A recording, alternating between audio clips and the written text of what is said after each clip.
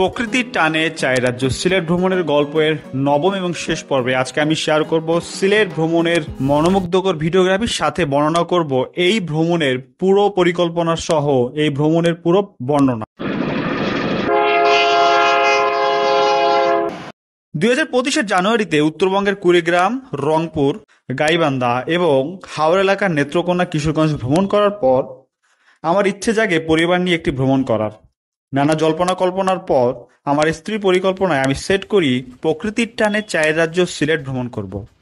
সেই হিসেবে শিডিউলের 10 দিন আগে আমার আর আমার স্ত্রীর জন্য 4টি রেল টিকিট কাটি। যেহেতু দুলকারের বয়স তখন 5 বছরের কম ছিল, তাই তার জন্য টিকিট কাটা হয়নি।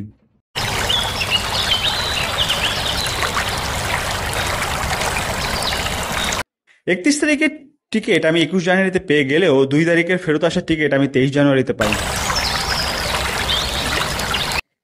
31 জানুয়ারি 2025 ভোর 5:30 ঘুম থেকে উঠে আমরা সকাল 6:30 বিমানবন্দর রেল স্টেশনের উদ্দেশ্যে সিএনজি যোগে রওনা দিয়েছিলাম। সকাল 6:58 দিকে ট্রেন ছেড়ে আমাদের ট্রেন পারাবত এক্সপ্রেস প্রায় 6 ঘন্টা পর 1:26 সিলেট রেল স্টেশনে গিয়ে পৌঁছায়।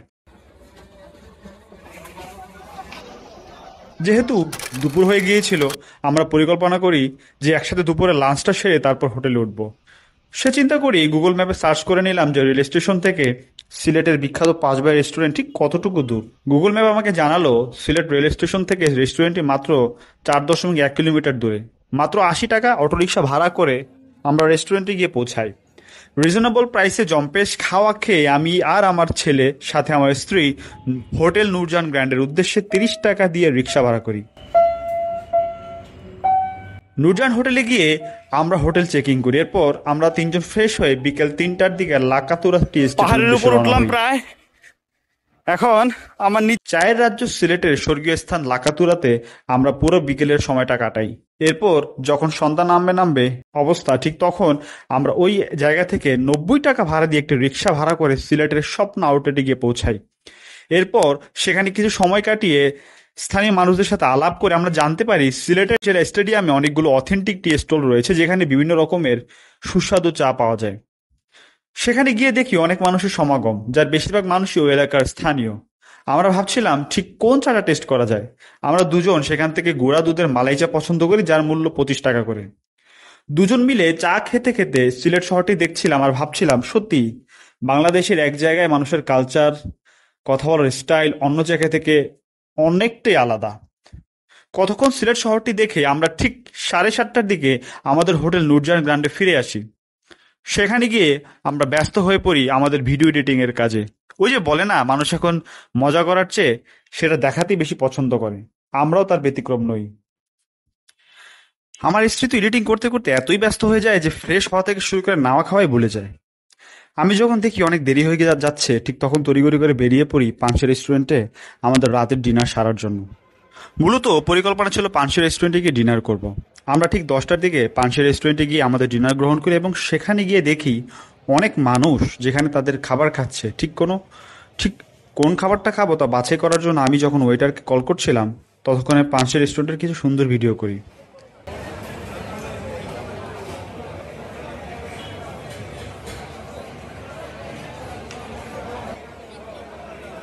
আমরা ওই দিন অর্ডার করেছিলাম 2টি চিকেন বটি কাবাব সাথে 5টি পরোটা। আমাদের 2.5 জনের রাতের খাবারের বিল ছিল 480 টাকা। রাতের জম্পেশ খাওয়া খেয়ে আমরা আবার বেরিয়ে পড়ি আমাদের হোটেলের উদ্দেশ্যে। হোটেলে গিয়ে আমাদের প্রথম দিনের সিলেট ভ্রমণ গল্প শেষ হয়।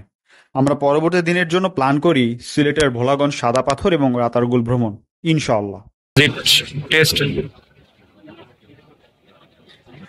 1 ফেব্রুয়ারি 2025 সকাল 8:30টায় ঘুম থেকে উঠে নূরজাহান গ্র্যান্ড হোটেলের রেস্টুরেন্টে গিয়ে সকালবেলার বুফে ব্রেকফাস্ট করে নিলাম। সেদিন ছিল আমাদের 7ম বিবাহবার্ষিকী। আমরা একসাথে তৈরি হয়ে নিয়েছিলাম যাতে করে আমরা ওই দিন ভোলাগঞ্জ, সাদা পাথর এবং রাতারগুল সোয়াম্প ফরেস্টে ঘুরতে পারি। জনপ্রতি 80 টাকা দিয়ে টিকিট কিনে আমরা ঠিক 10:11তে ভোলাগঞ্জ সাদা পাথর যাওয়ার জন্য সাদা পাথর পরিবহন দিয়ে রওনা দিই এবং ভোলাগঞ্জ সাদা পাথরে 11:13 গিয়ে পৌঁছাই। সেখানে গিয়ে দেখতে পাই আমাদেরকে আবার নতুন করে নৌকা ভাড়া করতে হবে, তবেই আমরা সাদা পাথরে যেতে পারবো। একটি নৌকাতে প্রায় 1 থেকে 8 জন মানুষ যেতে পারে। প্রতি নৌকার ভাড়া 800 টাকা, সেক্ষেত্রে প্রতি মানুষের ভাড়া 100 টাকা করে হয়। বোট ভাড়া হচ্ছে 800। আমাদের 2.5 জনের জন্য পুরো একটি নৌকা ভাড়া করা সত্যি অনেক বেশি খরচ। এজন্য আমরা ভাবছিলাম অন্য কারোর সাথে নিজেদেরকে অ্যাড করা যায় কিনা। এক্ষেত্রে প্রথমে আমাদের সাথে পরিচিত হয় অল্প বয়সী একটি কাপলের। প্রথমে তারা বলেছিল আমাদেরকে সাথে নেবে, কিন্তু কি মনে করে তারা যেন আমাদের সাথে গেল না। মনটা একটু খারাপই হয়ে যাচ্ছিল। আমরা কিছুক্ষণ ওয়েট করে আরো কয়েকজন পর্যটকের দেখা পেলাম, যারাও সাদা পাথর যাচ্ছিল। তাদেরকে জিজ্ঞেস করার পর যখন জানতে পারলাম তারা মাত্র 6 জন রয়েছে, তাদের সাথে একত্রিত হয়ে নৌকা ভাড়া করলাম এবং সেই নৌকা দিয়েই প্রায় 11টা 45 মিনিটে আমরা সাদা পাথর গিয়ে পৌঁছাই। আমরা ঠিক 1টা 10 মিনিটের দিকে সাদা পাথর পর্যটন স্থানটি ত্যাগ করি এবং সেখান থেকে রাতারগুল যাওয়ার একটি পরিকল্পনা করি। আমরা যখন ওই জায়গায় রাতারগুল যাওয়ার পরিকল্পনা করছিলাম, ঠিক তখনই আমাদের সাথে পরিচিত হয় একজোড়া মধ্যবয়সী দম্পতি। তাদের সাথে কথা বলে জানতে পারলাম তারা নাকি ঘুরে বেড়ায় বাংলাদেশের এ প্রান্ত থেকে ও প্রান্ত। আমরা ঠিক তাদের সাথে করেই একটি সিএনজি ভাড়া করি। সিএনজিতে প্রতি পর্যটকের ভাড়া ছিল 150 টাকা করে, সর্বমোট 600 টাকা। ওই সিএনজিটি আমাদের রাতারগুল মেইন পয়েন্টে নিয়ে যাবে বলে ঠিক হয়। আমরা ঠিক 2:45টার দিকে রাতারগুল নৌকা ঘাটে গিয়ে পৌঁছাই। সেখানে গিয়ে জানতে পারি আমাদেরকে একটি নৌকা ভাড়া করতে হবে এবং নৌকা ভাড়া সর্বমোট খরচ হবে 750 টাকা, সাথে জনপ্রতি 50 টাকা করে দিতে হবে। আমরা যেহেতু 4 জন ছিলাম, সেক্ষেত্রে আমাদের মোট খরচ হয়েছিল 950 টাকা। ডিঙ্গি নৌকাটিতে উঠে আমরা হারিয়ে গেলাম যেন গ্রাম বাংলার অপরূপ সৌন্দর্যতে। রাতারগুলির অপরূপ সৌন্দর্য আমাকে প্রতিটা সময় বিমোহিত করে। সৌন্দর্য দেখতে দেখতে আমাদের যে কিভাবে কেটে গেল প্রায় 2.5 ঘন্টা আমরা বুঝতেই পারিনি। মূলত একটি নৌকা 2 ঘন্টা 30 মিনিটের জন্য ভাড়া নেওয়া হয় এবং এই সময়ের জন্য 750 টাকা খরচ করতে হয়। 11 বছর। মানে কেমন লাগে যে নৌকার মাঝির সাথে কথা বলতে বলতে জানতে পারলাম শীতকালের চেয়ে বর্ষাকালে রাতারগুল ফরেস্টটি আরো বেশি সুন্দর হয়। এজন্য বেশিরভাগ পর্যটক জুন জুলাই মাসের দিকেই আসে। ওই সময়টায় রাতারগুলের পানির পরিমাণটা অনেক বেশি থাকে এবং প্রত্যেকটা গাছ 3/2 ভাগই ডুবে থাকে। এবার আমরা ঠিক যে জায়গাটা দাঁড়িয়ে ছবি তুলতে পেরেছিলাম বা ভিডিও করতে পেরেছিলাম, সেই জায়গাটাও ডুবন্ত থাকে। ঠিক 5:30টার সময় আমরা নৌকার ঘাটে আবার ফেরত আসি এবং সেখান থেকে আর দেরি না করে পার পার্সন 150 টাকা খরচ করে সর্বমোট 600 টাকা খরচ করে ওই সিএনজি দিয়েই সিলেট সদরে ফেরত আসি।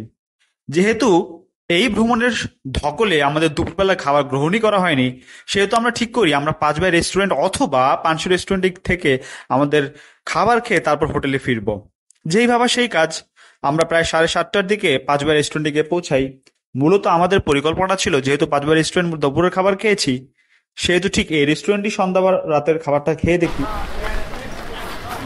আমরা আমাদের পরিকল্পনা মোতাবেক সেখানে গিয়ে খাবার গ্রহণ করি এবং এই খাবারটাকে আমরা দুপুরের খাবার বলবো নাকি সন্ধ্যার খাবার বলবো নাকি রাতের ডিনার বলবো তা ঠিক জানি না। তবে একসাথে খাবার কি আমাদের লাঞ্চ, সন্ধ্যায় নাস্তা এবং ডিনার সেরে ফেলেছিলাম। এখানে আমাদের খাবার গ্রহণ করে আমরা আবার আমাদের হোটেলে ফেরত যাই। 2 ফেব্রুয়ারি 2025 ওই দিন ছিল আমাদের দুলকার মুহাম্মদ ইব্রাহিমের 5ম জন্মদিন। ইচ্ছে ছিল ওকে নিয়ে রাত্র 12টাতে কেক কাটবো, আর তাই 1 ফেব্রুয়ারি রাতে ওর জন্য বাইরে থেকে কেক নিয়ে এসেছিলাম। কিন্তু আমাদের বাচ্চাটা 2 দিনের ভ্রমণ শেষে ঘুম আর আটকাতে পারেনি, আর তাই ঠিক 10টার আগেই সে ঘুমিয়ে পড়েছিল। এজন্য আমরা পরিকল্পনা করি পরের দিন ওকে ঘুম থেকে উঠে সারপ্রাইজ দিলে কেমন হয়। এমনিতেই দুলকার খুব কেক পছন্দ করে, আর সেটা যদি হয় জন্মদিনের কেক তার নিজের, তাহলে তো কথাই নেই। তুমি বাবা মাকে কি বল? ওকে সারপ্রাইজ দিয়ে আমরা কেক খেয়ে নুরজাহান হোটেলের সিক্রেট রেসিপি রেস্টুরেন্টে চলে যাই সকালবেলার বুফে ব্রেকফাস্ট গ্রহণ করার জন্য। ব্রেকফাস্ট গ্রহণ করার পর প্রায় 2 দিন বিশাল ভ্রমণ শেষে খুবই ক্লান্ত লাগছিল, তাই শেষ দিন আর ওরকম ভ্রমণ করার ইচ্ছাই ছিল না। শুধু পরিকল্পনা ছিল শাহজালাল রহমতুল্লাহ আলাইহির মাজারটা জিয়ারত করব। কিন্তু আমার প্রিয় তোমার জোড়াজুড়িতে লাকাতুরা টি এস্টেটের আরেকটা পয়েন্ট থেকে ঘুরে এসেছিলাম, যেটা ছিল মূলত সিলেট স্টেডিয়ামের কাছেই। আল্লাহ তাআলার কাছে অশেষ শুকরিয়া, আমি প্রায় প্রতিটা ভ্রমণেই এমন কিছু মানুষের সাথে পরিচিতি লাভ করি যারা আসলে মনের দিক থেকে অনেক ভালো।